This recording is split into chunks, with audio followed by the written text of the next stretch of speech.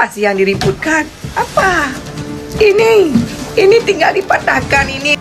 2 hari terakhir media sosial di Aceh kembali dihebohkan dengan beredarnya rekaman video Cut Wahyuni Rosita atau akrab disapa Cutpul atau Cutbulah. Yang jadi soal bukan rekaman konten biasa, tapi Cutpul dalam durasi 1,35 detik ini mengendorse satu produk sabun yang mirip dengan alat vital pria maupun wanita. Apa sih yang diributkan? Apa? Ini tinggal dipatahkan ini udah gak ada bentuk lagi.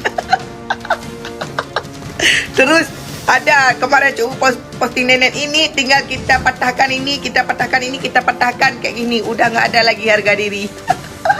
ini parah ini. Gara-gara kalian aku udah ditungguin tuh. Nggak bisa pulang gara-gara syapun.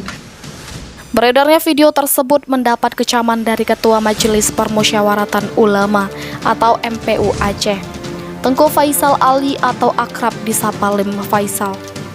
Dia menegaskan harusnya setiap masyarakat, termasuk selebgram Aceh, wajib memperhatikan etika, adat, dan budaya Aceh dalam membuat konten-konten di media sosial. Menurutnya, sebagai orang Aceh dan memiliki budaya ketimuran, perlu menjaga etika, sopan santun, serta nilai-nilai kearifan lokal yang ada. Ini tinggal dipatahkan ini udah gak ada bentuk lagi.